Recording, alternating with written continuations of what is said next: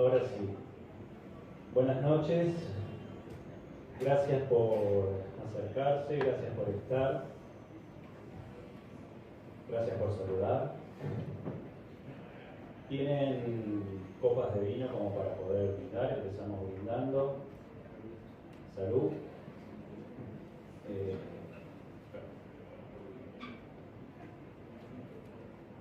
Gracias a La Paz Arriba, que tienen un hermoso lugar y una excelente forma de darnos la bienvenida.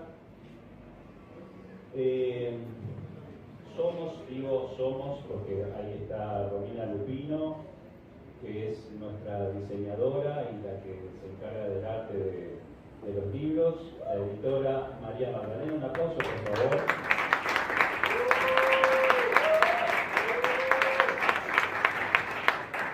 Con quien suscribe Nicolás Cerruti.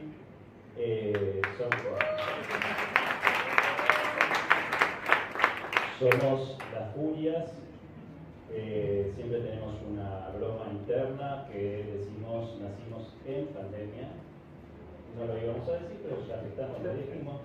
Es una gran alegría poder presentar este libro presencialmente. Es una gran alegría presentar este libro de Leonardo Leibson, que también le pido un aplauso, por favor. Junto a Florentina Gamarra, analista, también un aplauso, por favor.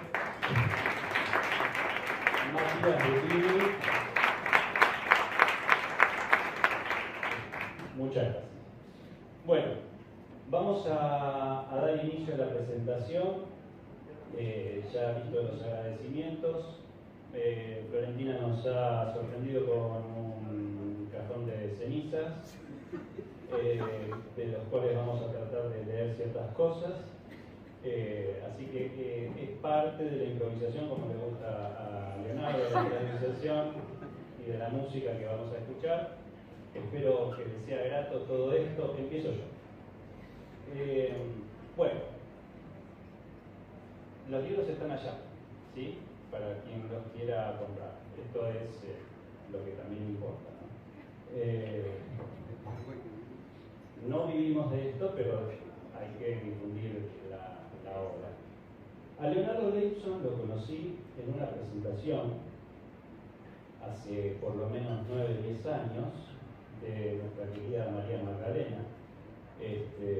Casualmente fue en su libro Split, y ahí lo conocí. Yo no conocía verdaderamente a nadie en la sala, a María tampoco, la había visto una vez y me invitó a presentar el libro, así que tampoco la conocía. No la conocía, y hoy tenemos una editorial, y otras cosas, verdaderamente. Fue un encuentro muy grato esa presentación, fue una presentación casi mágica, y en esa cuestión de no conocer a la gente y no saber qué decir y no saber muy bien qué pasa luego de una presentación, ¿no? Como uno empieza como a dialogar con el que tiene al lado, No, yo me quedé un poco solo, y gracias a eso vino Leonardo Leibson a secundarme un poco. Y lo que me llamó la atención de Leonardo, uno dice, bueno, analista, gran persona, además de analista. Lo que me llamó la atención de Leonardo es que cuando uno no sabe de qué hablar, tras una presentación con un desconocido, habla de lo que importa. Y entonces yo le quería transmitir que había una frase del libro de Split que me había conmovido muchísimo, que no estaba enteramente dicha en la presentación. Y Leonardo, como me gusta decirle a mí, me dijo esta frase, como si fuera como un acto medio mágico. Me adivinó la frase. Hoy no me voy a acordar cuál es la frase, si se acordamos de ella, ¿no? Y era una frase que me había impactado mucho, y él coincidía con que a él también, pero como que la leyó.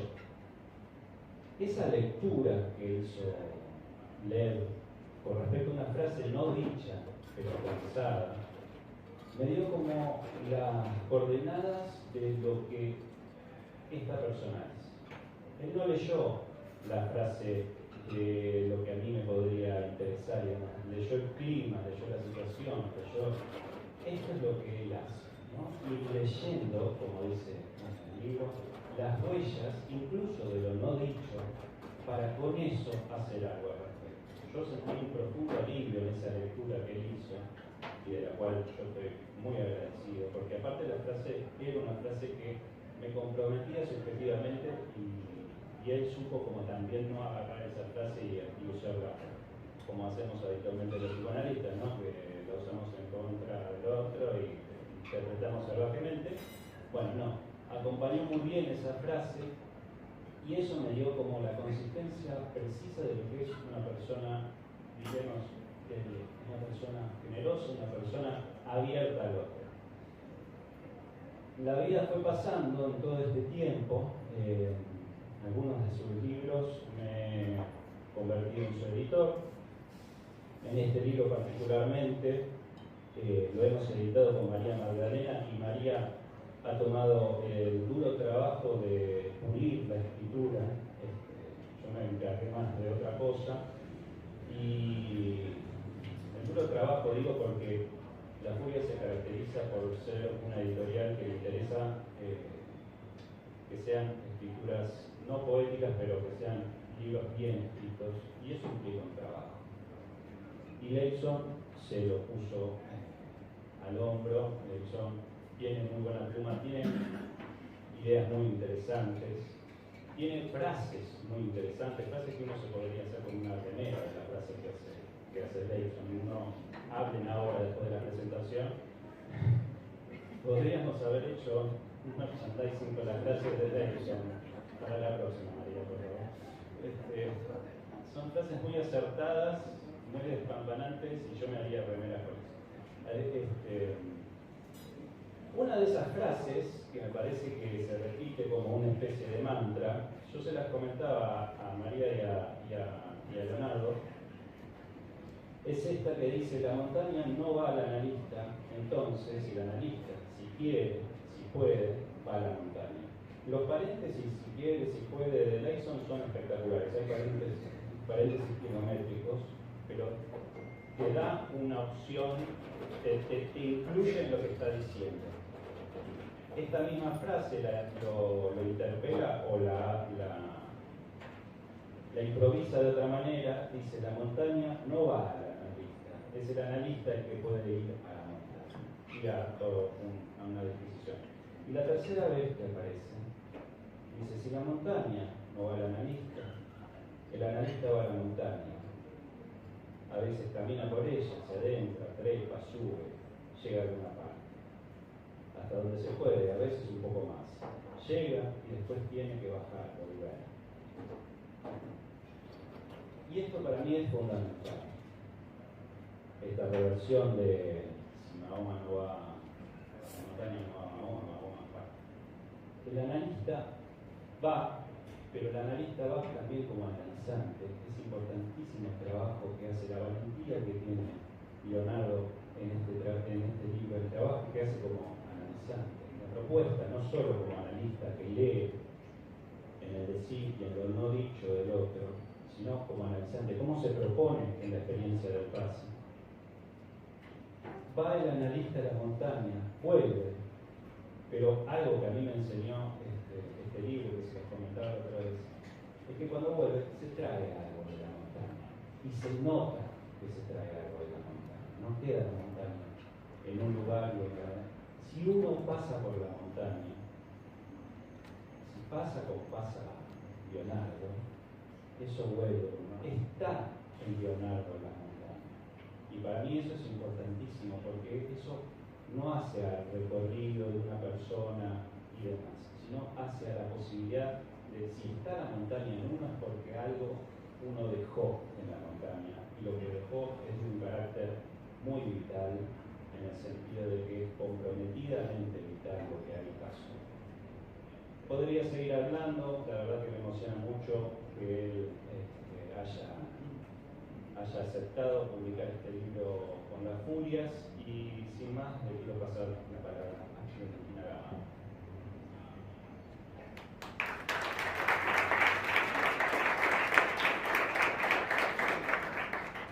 Buenas noches a todos y todas. Muchísimas gracias, Leo. Gracias a los compañeros de presentación.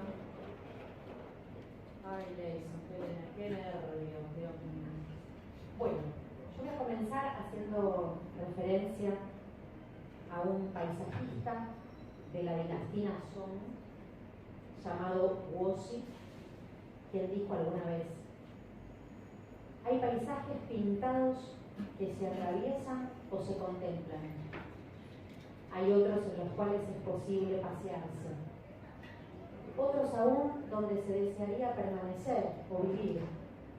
Todos ellos alcanzan un alto grado de perfección. Sin embargo, aquellos en los que se desearía vivir son superiores a los demás.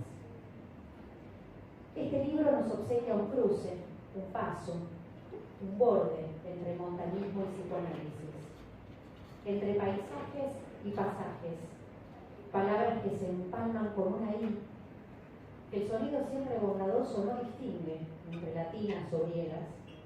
Entonces allí bien puede hacerse valer una conjunción. Me gusta la idea de recibirlo como un testimonio, no obstante tiene algo de atrevido y osado. Marcos que señalan un deseo en juego, o más de uno, entre otros, caminar y contar.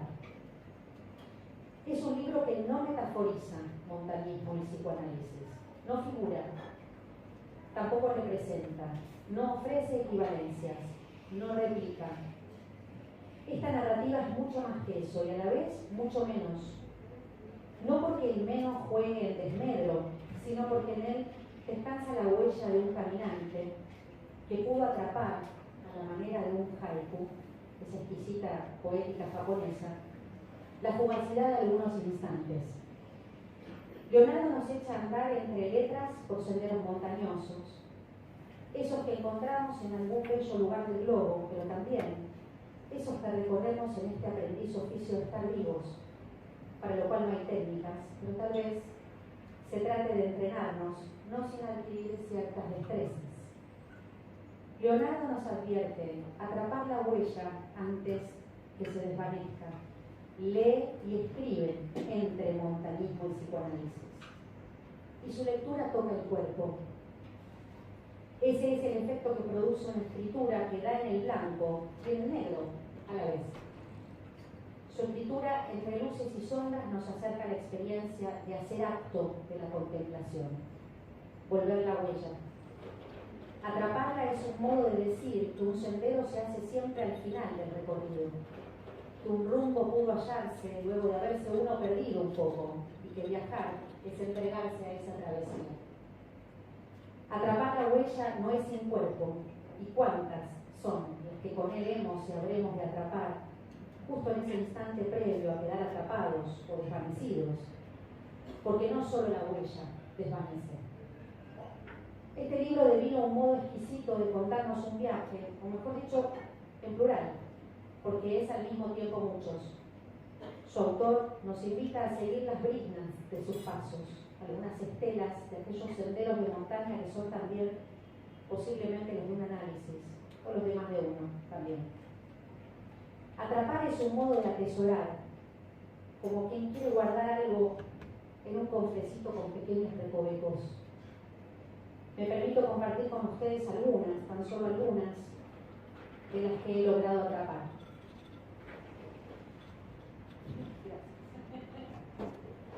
Bueno, una ya me la expolió Nicolás. Quiero decirles, de todos modos, la van a escuchar por segunda vez.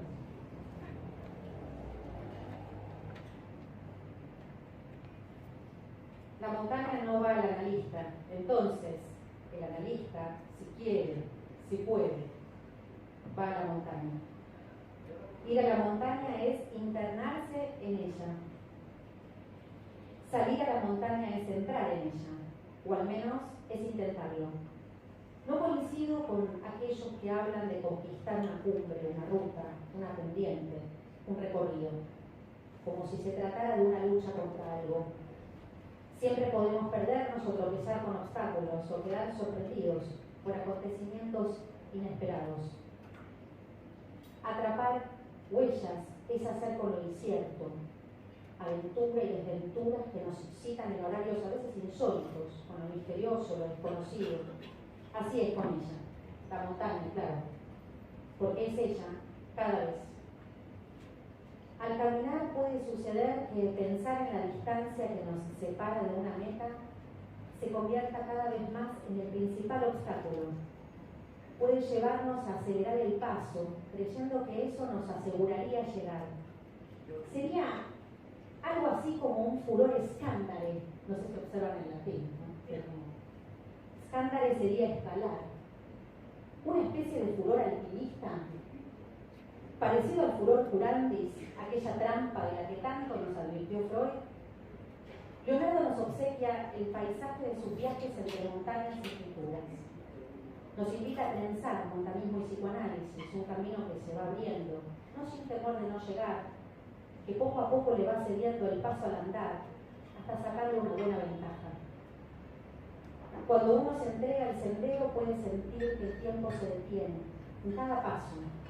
Levantar la mirada y encontrar la magia que despliega el paisaje impone una certera convicción de que tan solo somos eso, y que eso no es poco.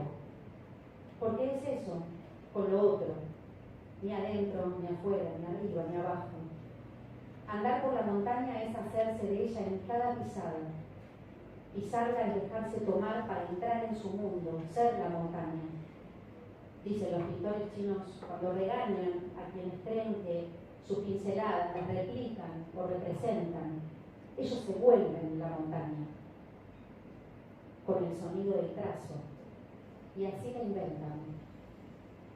Una contingente y casual coincidencia tenemos con Leonardo. Ambos hemos leído al filósofo alemán Eugene Hertel más o menos a la misma edad, alrededor de los 15 él, a mis 17.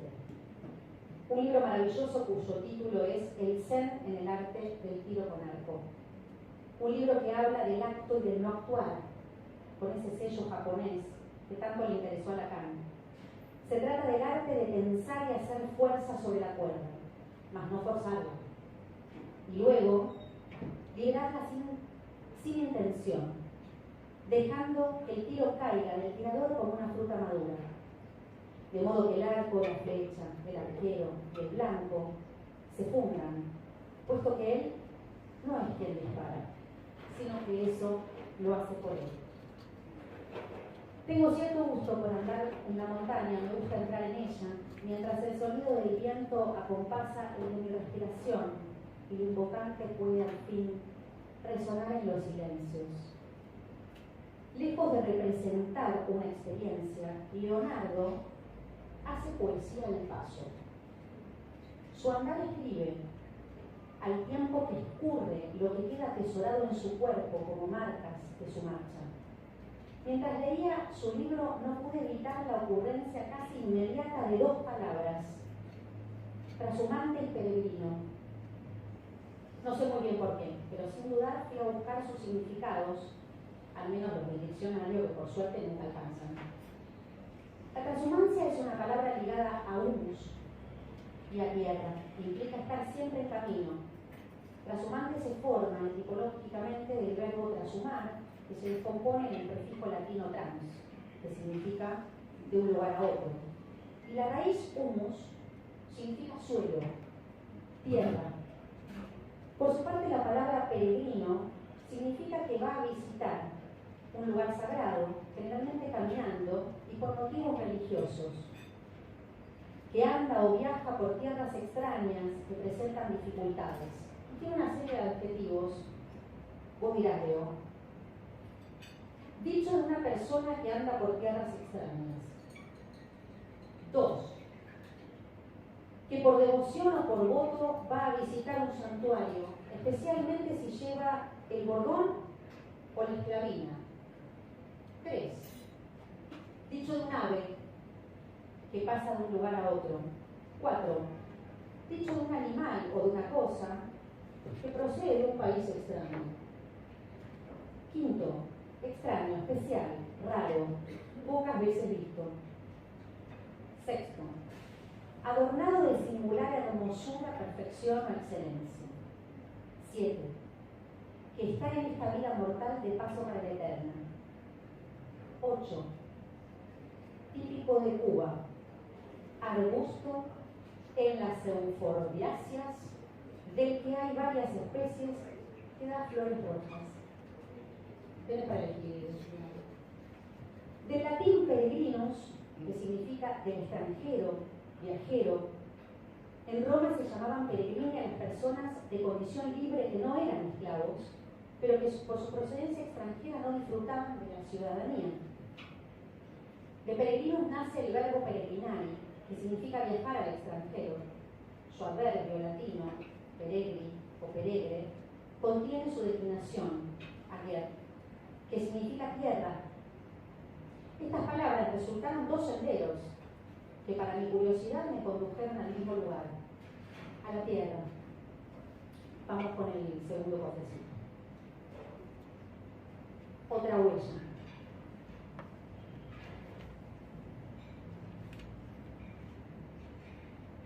Hay un tipo de marcas que solo producimos los humanos. Una rama quebrada de cierta forma, unos palos afilados señalando alguna dirección o cruzando un camino, restos de una cinta atados a una rama. Son marcas que señalan, apuntan direcciones y horizontes, siempre y cuando podamos distinguirlas, o sea, tenerlas en cuenta, contar con ellas. El primer paso para poder leerlas, algo distinto de explicarlas. Leibson nos obsequia la tinta del aliento cansado, del latido del corazón cuando el cielo se abre al llegar a la cumbre, del reflejo del sol que se funde en la mirada y se hace uno con el precipicio. Leibson escribe con las gotas del agua que bebemos cuando la sed nos hace de un cuerpo. Cofrecito. 3.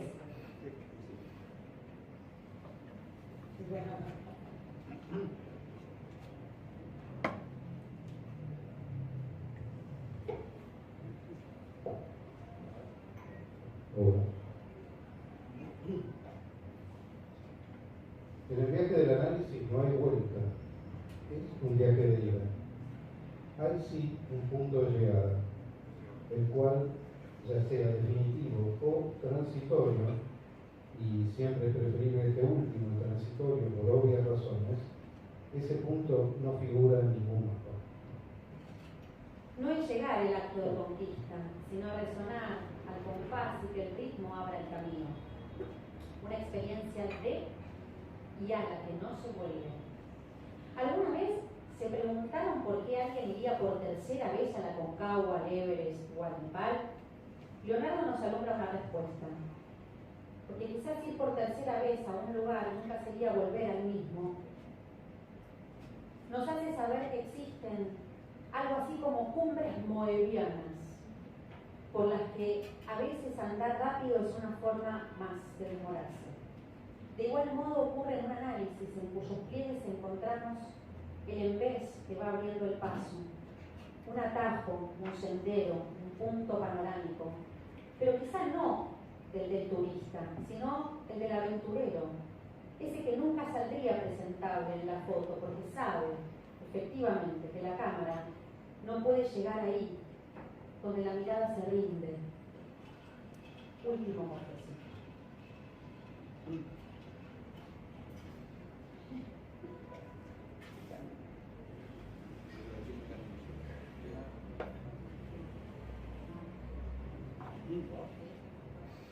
Una frase que encontré siendo niño y que repetía sin entender.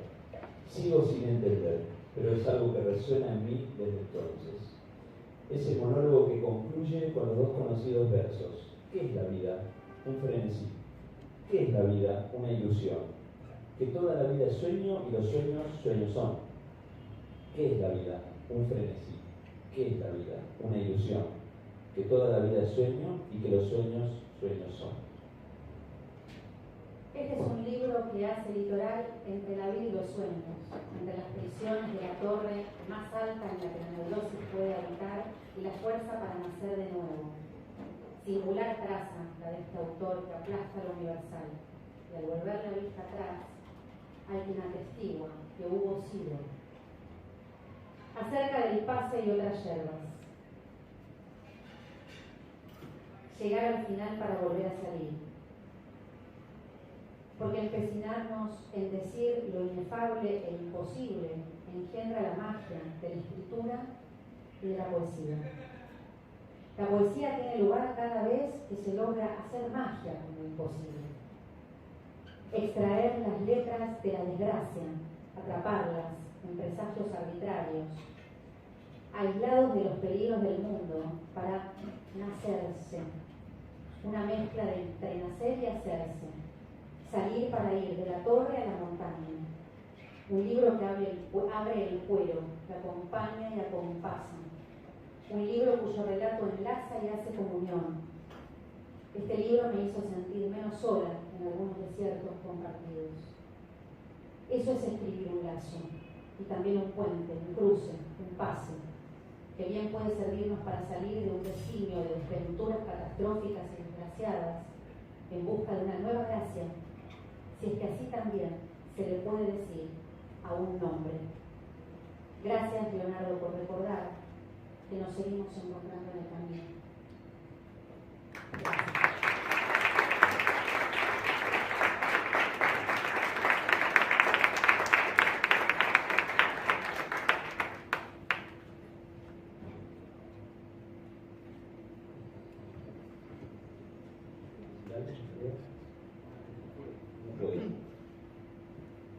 Bueno, buenas noches. Primero que nada, los agradecimientos. Gracias, Leo, nuevamente por esta invitación, esta convocatoria. A presentar un nuevo libro tuyo en lo que uno podría decir ya es una obra. Creo que eso es el final de lo que es este libro. Me suele pasar que me lanzo a la improvisación y entonces digo cosas que después no lees seguramente. Pero es un detalle importante, a lo mejor no es casual, es abuelo empezar por ahí. Y lo de Leo ya es una obra, decía, ¿no? Es una obra que a mí me tocó presentar un par de libros o varios libros porque me has invitado. Así que, bueno, gracias nuevamente. ¿Reincidís? No lo sé, vamos a ver. Puse un título así solo como para guardar un archivo en la computadora que es Atrapar la huella en su desvanecimiento. Un libro te pega o no te pega. Para mí es tan sencillo como eso. Después ves dónde te pega, incluso cómo te pega. En este sentido no es diferente de un viaje como experiencia. Y no todo viaje es una experiencia, ya que como dice Leo acá en este libro, la experiencia de viajar implica el recorte, el relato, el testimonio y especialmente la presencia de un relator. A lo mejor conocen una pequeña historia de Miguel Brillante que se llama De más lejos. Un forastero entra en una pulpería y dice esto. Me dijeron que acá uno viene y cuenta su historia, dijo el hombre. Tenía una camisa como azul, abierta adelante y faja negra, debajo. Pero todavía no le mirábamos la cara. Al rato dijo, y que se la escucha, me dijeron. Así que Arispe le dijo, a ver, que de noche sueño que acá adentro me está creciendo una víbora, dijo el hombre. Y que cada noche se hace más grande y a mí no me importa. Y lo único que quiero saber es si cuando de tan grande que sea la víbora yo me muera, lo único que quiero saber es si la víbora vivirá. Bueno, evoca un poquitito los versos de la vida, la víbora. Voy a intentar ubicar algo de esto que me pasó a mí. Desenrollar o intentar desenrollar esta víbora que creció dentro mío mientras leía este libro, el querido amigo Leo. Con Leo somos amigos de hace más de 20 años. Lo dejamos ahí. No, ¿sí? Es increíble. Saqué la cuenta, no de la infancia, no de la adolescencia, no de la vejez aún, pero sí de la vida. no me resultó difícil saber por qué él me quiere acá hoy, supongamos. Es el amor por las montañas y la Patagonia, que es algo que se mete en nuestra conversación de forma habitual.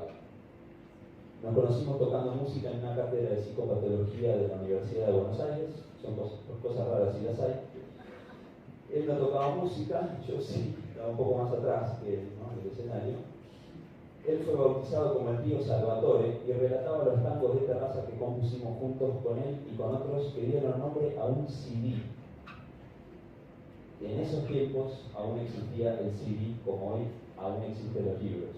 Formas de almacenamiento que a veces cambian su aspecto. Bien,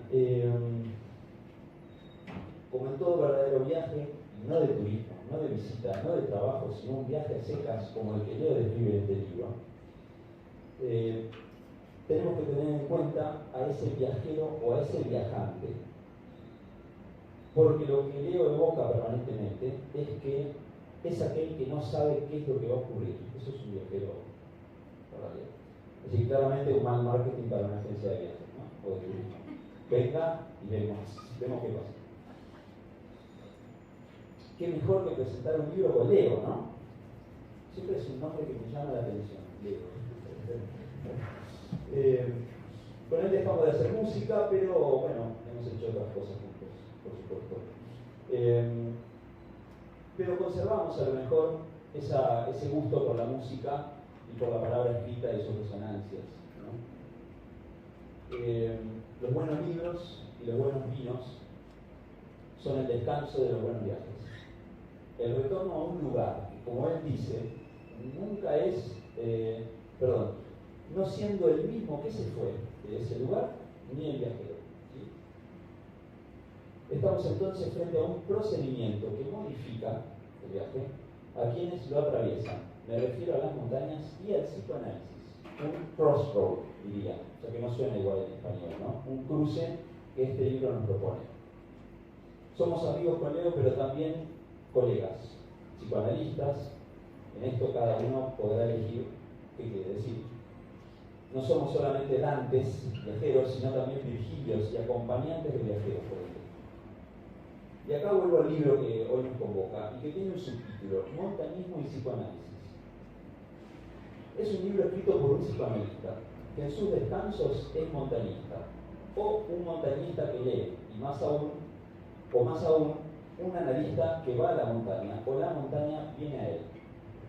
Generalmente me molesta la expresión tener un hobby, y aunque recién descubro, gracias a Google, mientras escribía estas palabras, que el término viene del inglés pony, es decir, pequeño caballo para niños, cosa que me sorprendió y me gustó, por ende un juguete, y ahí me agrada muchísimo más, igual me sigue produciendo cierta molestia. Es una denominación muy desacertada, me parece. Tener un hobby suena a algo a lo que es lo que uno hace cuando no le pone interés a algo, ¿sí? Ninguna función, diríamos. Es todo lo contrario que hacen los niños cuando juegan. Así que esas palabras se han ido viajando por la etimología o por las deformaciones y han terminado en esto, ¿no? Leo no tiene un hobby. A lo mejor ha visto algunos hobbits en esos pasajes montañosos, donde habitan criaturas extrañas y desconocidas como la montaña solitaria o la desolación de Smaug, el dragón fascinado con el oro que robó a los señores enanos. Ese viaje inesperado, primera parte del Hobbit, es una película que vemos con mis hijos a repetición, las 6 películas. Es una historia que te lleva no siempre al mismo lugar. Jugamos a eso, nos subimos a esos caballitos, vamos a esas montañas. Lo cuento porque es lo que estaba más o menos haciendo cuando me llegó el libro, tu libro, ¿no? Vuelvo sobre mis pasos. Leo en su tiempo libre, si es que existiera algo así, no va a la montaña. Él habita la montaña en forma permanente. Simplemente no siempre puede ir allá. Y tampoco podría permanecer allá sin convertirse en el artista del trapecio que conocemos por Franz Kafka, ese que nunca baja de las alturas. Yo veo, sin embargo, que se me encienden los ojos claros y debe pensar, obvio que yo puedo ir a la montaña sin no bajar más. Pero bueno, esta es mi impresión. te extrañaríamos, tendríamos que ir a visitarte. Cuando uno lee este libro, cae en la cuenta de que no existe nada similar a un hobby. Nada que pueda ser evocado tan livianamente como aquello que se hace, disculpen la expresión, cuando se está al pedo o no se tiene nada mejor que hacer. Leonardo es un montañista, ama esos recorridos y nos los presenta en su libro en una forma adictiva, aficionada, el término es de él, con X, aficionada, es una afición, o aficción también.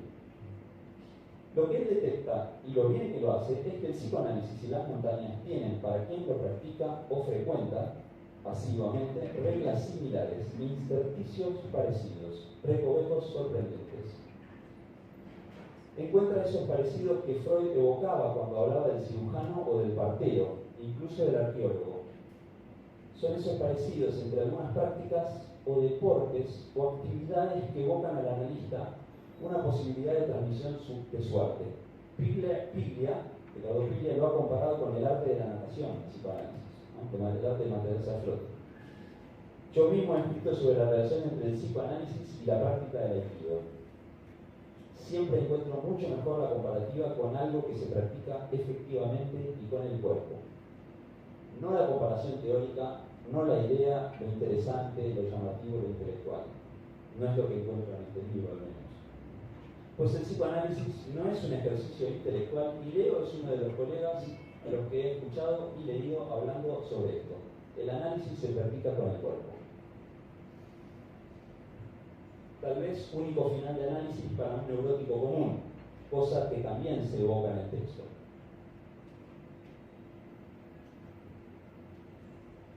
Aclarando que el neurótico común soy yo.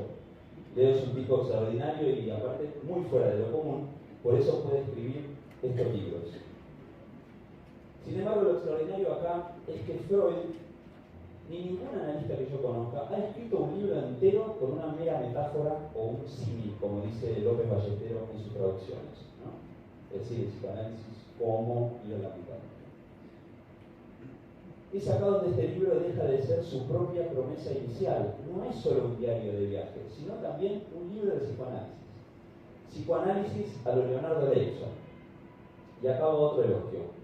Como sus otros escritos, sus otras huellas, es un libro claro en su transmisión, directo en sus puntos claves, amoroso para quien lo lee y también cargado de cierto erotismo en el modo de usar las palabras, de elegir los giros y sembrar ciertas críticas y señalamientos fuertes. Este libro me pegó fuerte y no pude dejarlo. Decidí no resistirme a eso.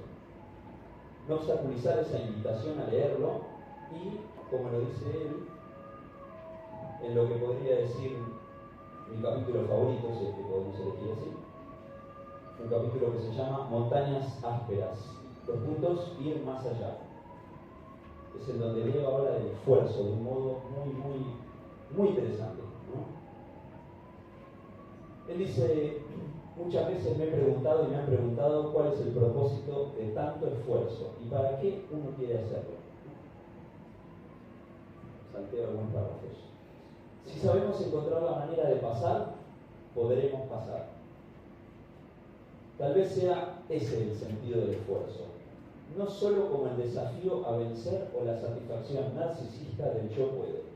Parece que es realmente interesante esta idea, Leo, que traes acá, porque evidentemente el psicoanálisis parecería una cosa muchísimo más sencilla, y sin duda lo es, de alguna manera, que ir a la montaña, ¿no? Con las cosas que vos contás en estos diarios de viaje, en estos recortes, en estas huellas. Porque vivimos, como dice él, en ciudades confortables, es decir, esos lugares que nos hacen restringir el uso de nuestros cuerpos al mínimo disponible. Otra idea muy potente. De la cama a la silla, al asiento del auto, del sillón de nuestro trabajo, a la tarde del camino inverso, delivery, distancias acortadas, mucho ejercicio de dedos en teclado, nada más. No el cuerpo en sí, dice Leo, sino en el fondo, lo que le interesa, ¿no? Lo que le interesa, hablando del obstáculo, ahora voy a eso, del obstáculo y de la dificultad. No el cuerpo en sí, sino en el fondo nuestra ignorancia acerca de él, ¿no? Sí, los momentos oscuros de ignorancia respecto del propio cuerpo.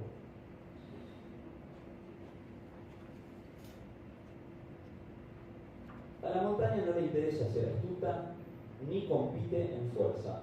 No es un desafío, dice Beto, ni una prueba, es una posibilidad. Un lugar que ofrece la oportunidad de la dificultad, de poder trabajar con la dificultad, no solo y no tanto para vencer o derrotar o conquistar, términos que se usan, ¿no?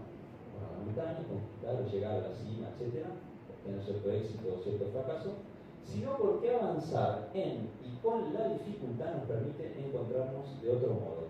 Me parece valía la pena leer eso. Algunas palabras más.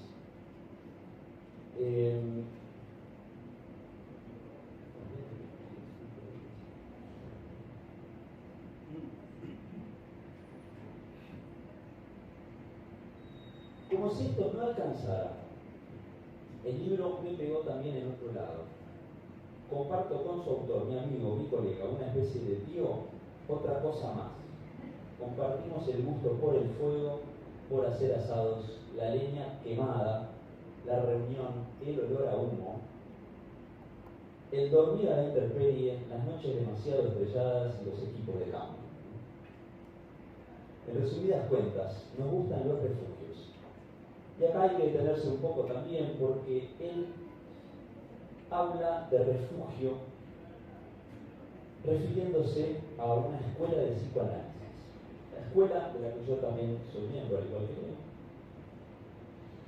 usa esa expresión utilizada por los colegas, ¿no? Como casi una especie de producto colectivo, de un término, ¿no? Que circula, circuló de alguna manera, y que tiene una carga semántica interesante. La escuela es un lugar donde hay otros, y muy comparable a los refugios de montaña, dice Leo, estoy de acuerdo. Allí se cuentan historias, se sopesan actos y deseos más o menos fuertes, más o menos locos, más o menos personales. En la escuela de la que somos miembros también decidí yo hace algunos años presentarme al pase. Entiendo que también por eso estoy acá hoy, ¿no? Me nominaste para que yo esté acá, ¿no? Voy a decir solo unas poquitas palabras para que no parezca una cosa cerrada de entendido y muy aburrida, pero es una cosa muy extraña, un dispositivo muy extraño y muy potente de una manera muy interesante que Lacan inventó y que está sujeta a todo tipo de contingencias y azares. Tiene un diseño muy fino, hecho por el propio Lacan, tan preciso como difícil de sostener en su práctica efectiva. Si el análisis está sujeto a las contingencias, si subir a la montaña está sujeto a las contingencias, sin duda lo que Lacan llamó el pase o el pasaje de analizante-analista está sujeto a las contingencias de las contingencias. Quedó un poquitito difícil. Para ser más claro, dice Leo, el pase no es un estadio superior, por el contrario, es una reversión de una caída. Me encantó esta idea porque desmistifica y lo hace posible, ¿no? Él habla de su experiencia, da su testimonio en un libro, digamos, no lo llamaría un testimonio de base de ninguna manera, da un testimonio sobre cómo lo ha afectado el psicoanálisis y la montaña, ¿no? Esos viajes tan particulares. Pero me encantó decir esa idea porque dice así: hay marcas que solo dejan los seres humanos, ¿no? Lo leímos así. Y el pase o el psicoanálisis son cosas propias de los seres humanos, ¿no? No tiene nada ni de natural, ni de montaña, a primera vista, ¿no? De paisajes. Bien,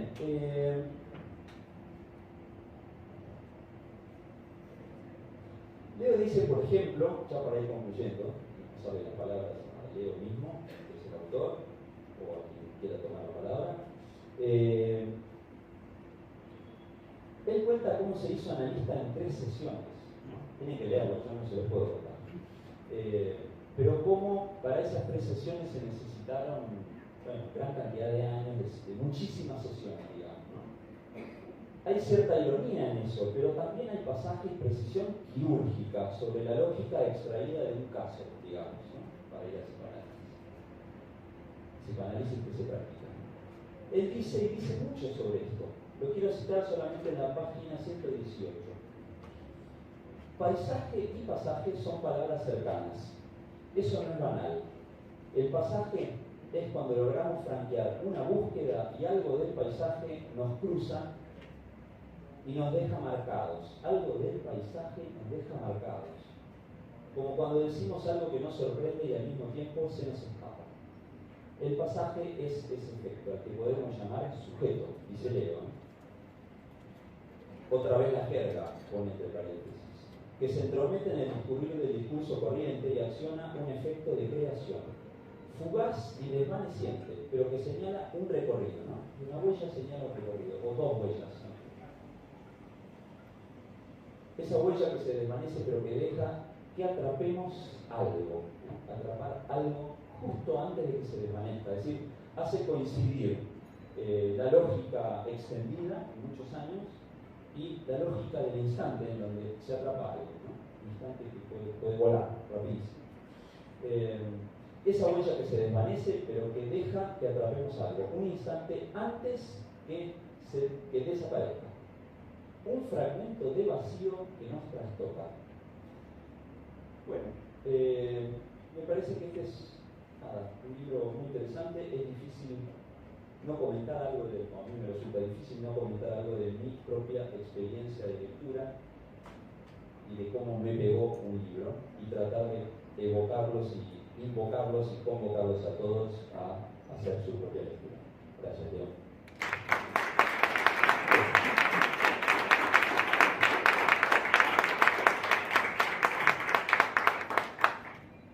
Bueno, él dijo que no iba a decir ninguna palabra, por eso le voy a dar la palabra para que no diga la palabra que no iba a decir. Bueno. No sé si veo. Estoy muy, sí, conmovido, agradecido, sorprendido sobre todo. Es raro esto de que a uno lo lean, porque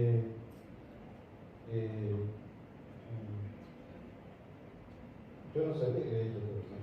Pero está bueno, está así.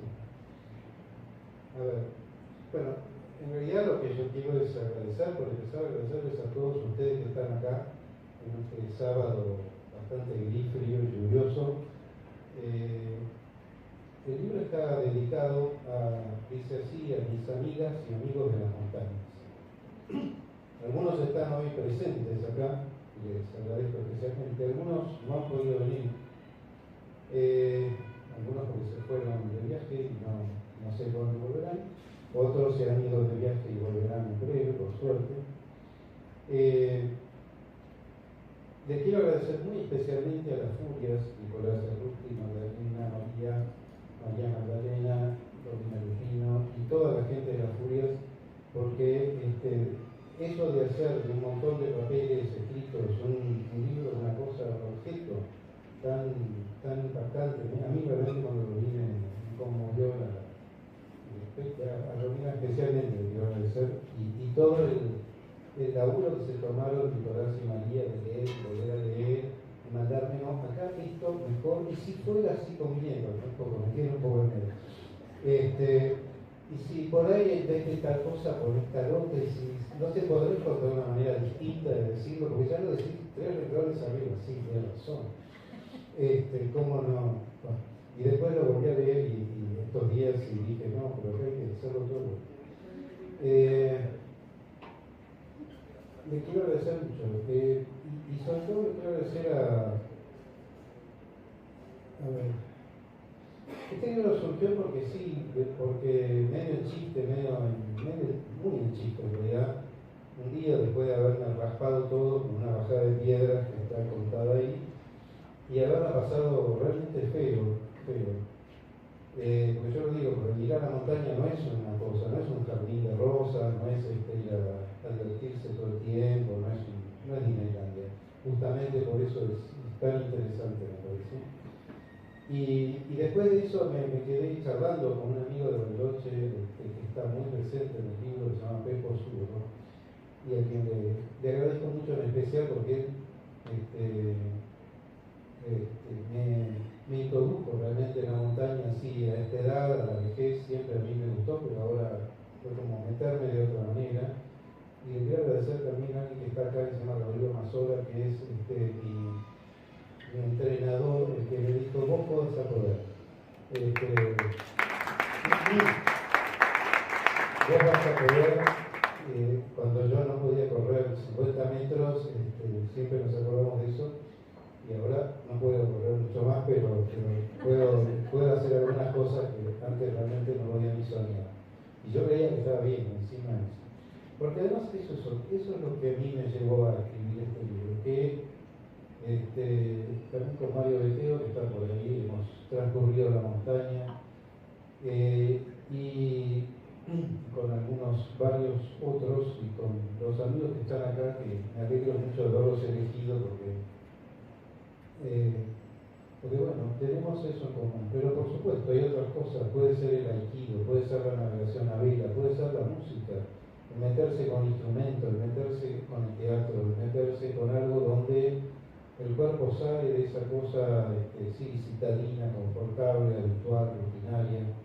Hay muchas prácticas que mueven de otra manera y que me parece, y eso fue lo que yo descubrí en la montaña, ese es mi recorrido, que tiene que ver con esta práctica que yo realmente quiero mucho, que me tiene atrapado hace muchos años, que es el psicoanálisis, eso de, qué sé yo, escuchar, leer, decir, recorrer, hacer, ¿por qué no ayudar, ¿no? Asistir?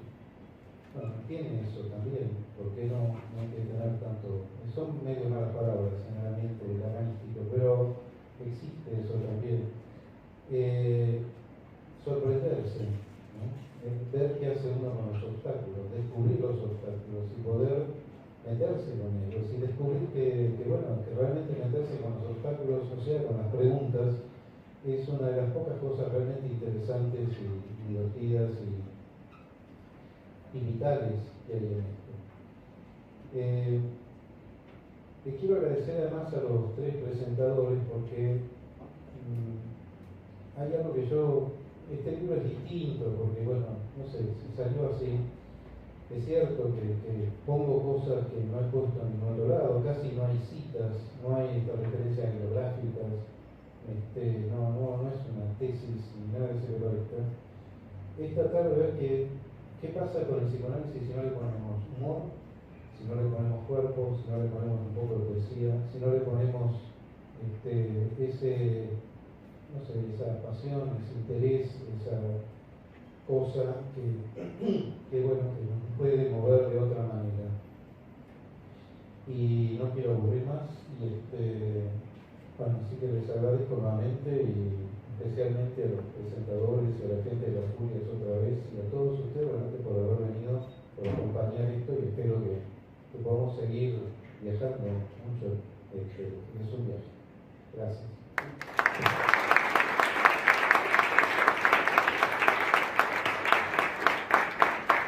Bueno, muchas gracias. Los libros de la Julia están en aquel rincón junto con ambas estudiantes. Gracias por lo de la remera de merch, lo voy a pensar.